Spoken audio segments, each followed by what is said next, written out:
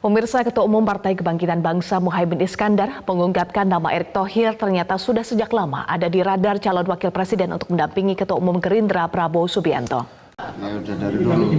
Udah dari dulu. Tetap solid PKB sama Gerindra. Kan dulu udah 6 bulan yang lalu kan sudah maju ke Pak Prabowo. Sempat kita bahas. Sudah kita bahas bersama Pak Prabowo.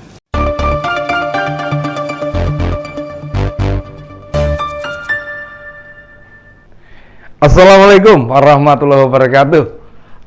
Berjumpa lagi dengan Om Ben. Salam seger waras. Nih, Cak Imin, apa kabar? Cak Imin ini tiba-tiba menuturkan jika pembahasan calon pendamping Pak Prabowo adalah Pak Erick Thohir. Hal itu dikatakan Ketua Umum PKB waktu di Surabaya kemarin. Apakah ini menandakan dirinya realistis?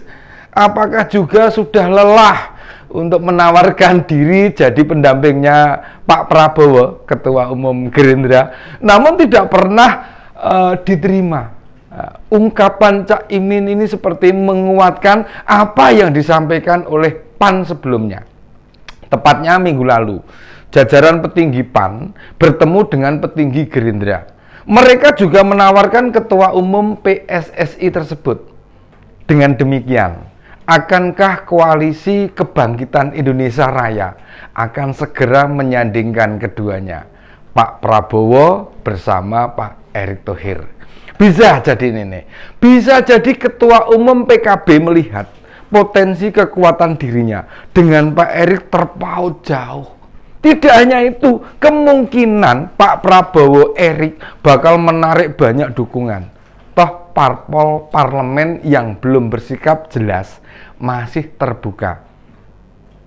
Sebut saja nih, di koalisi Indonesia Bersatu yang belum menentukan sama sekali siapa kandidat capres yang akan diusung.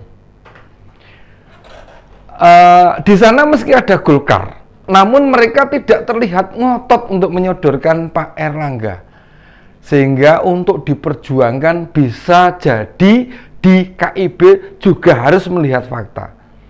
P3 memastikan sudah mendukung Pak Ganjar. Sementara PAN fokus menyodorkan siapa parpol pengusung capres yang mau menerima Pak Erick. PAN menyodorkan Menteri BUMN ke PDIP selain ke Gerindra. Ya anehnya PAN ini aneh. Tidak mau menawarkan ke koalisi perubahan. Dalam anggapan umum, kita tahu koalisi perubahan sulit menerima tawaran cawapres dari parpol lain. Mereka akan terbuka dengan tawaran cawapres dari internal koalisi atau dari orang yang kepengen jadi pendampingnya Anies. Apakah itu berbeda? Begini, jika Pak Sandiaga dibawa P3 atau Gerindra ke koalisi perubahan, bisa dipastikan ditolak. Namun jika Pak Sandi merapat ke PKS atau Pak Sandi sendiri nih bertemu dengan tim 8 melamar jadi cawapres, kemungkinan besar diterima jadi pendamping Pak Anies. Peluangnya lebih besar sebab negosiasi harus dilakukan oleh orang dalam. Maksudnya orang dalam koalisi perubahan tersebut. Intinya koalisi perubahan tidak butuh perantara kecuali parpol yang ada di koalisi. Sebelumnya PKB juga sudah sempat melakukan pertemuan dengan Demokrat, tapi tidak menghasilkan apapun. Bisa jadi waktu itu PKB menyodorkan juga nama Pak Erick, tapi PKB lupa Demokrat punya kandidat sendiri. Siapa? Beliau adalah Mas AHY, ketua umumnya sendiri. Mestinya PKB itu datang ke PKS atau ke Nasdem. Tapi benarkah Pak Erick punya ambisi jadi cawapres? Toh selama ini, meski namanya disebut-sebut layak serta masuk di berbagai survei sebagai bakal cawapres, hampir kita tidak pernah mendengar pernyataan apapun dari beliau. Kayaknya Pak Erick itu asik dengan pekerjaannya, entah sebagai Menteri BUMN maupun Ketua PSSI. Bisa jadi karena beliau paham dan belajar dari Pak Jokowi. Parpol akan otomatis mendorong seseorang maju ke kontestasi jika melihat kinerja seseorang itu sangat baik.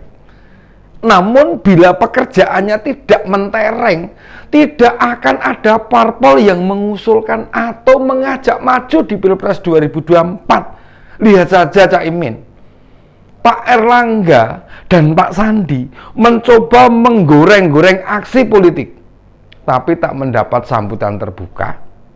Hal itu berbeda dengan Pak Ganjar maupun Pak Prabowo yang punya parpol kuat serta mengupayakan untuk jadi kontestan di 2024. Dan nama Pak Erik kemudian ditawarkan oleh beberapa parpol untuk menjadi cawapres.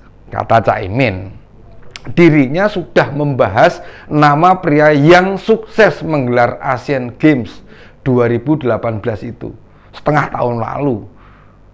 Artinya nama itu bukan nama baru dan bisa jadi tidak akan lama lagi mengikat Gerindra, PKB, dan PAN jika PAN merapat ke sana. Lalu P3 kemana?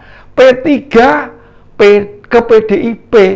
Di koalisi perubahan tinggal ada Golkar sendirian.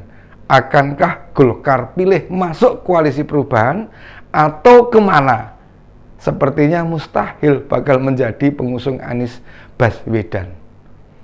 Peluang yang paling terbuka dan masuk akal, Golkar harusnya merapat ke PDIP. Apalagi jika benar segera terwujud pertemuan PDIP dengan Demokrat. Itu juga makin menegaskan bila Golkar tetap mendengarkan pertimbangan-pertimbangan. Serta beberapa fakta. Pak Jokowi jelas mendekat ke capres yang diusung oleh PDIP. Walaupun demikian, akankah PDIP bakal mudah memenangkan pertarungan? Persoalan besarnya siapa yang bakal mendampingi Pak Ganjar. Bila koalisi kebangkitan Indonesia Raya mengusung Prabowo Erik, diakui atau tidak, punya kekuatan yang lumayan strategis. Meski hitung-hitungan di atas kertas tidak bisa disamakan dengan hasil Pilpres 2019. Yang jelas, suara Pak Prabowo di 2019 terbelah menjadi dua.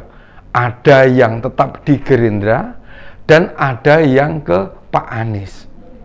Agak susah mengira-ira berapa pembelahannya. Namun faktor nama Erik di beberapa jaringan NU juga lumayan mengakar.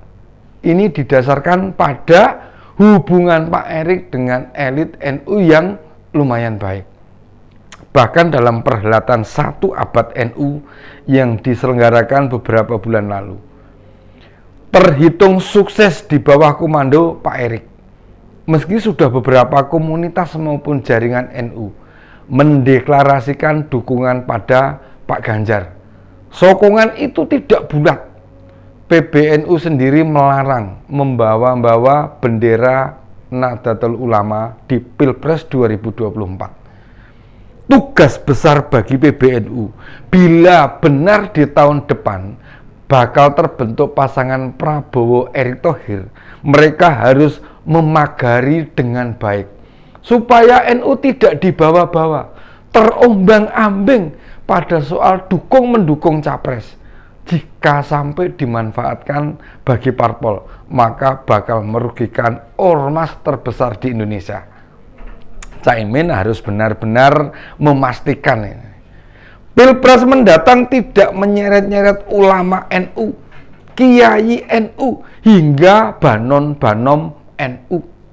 Apalagi kader-kader NU terlibat dalam berbagai tim sukses di setiap daerah. Diakui atau tidak, Pak Ganjar juga memiliki jaringan ke NU. Bahkan di beberapa wilayah sudah terbentuk relawan Ganjar yang isinya aktivis NU di daerah.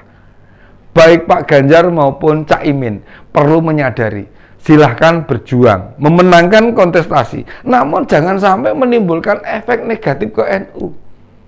Karena ormas NU adalah salah satu ormas yang masih konsisten menjaga pilar NKRI.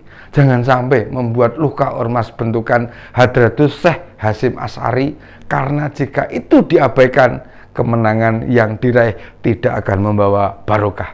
Demikian opini Om Ben kali ini. Salam seger waras.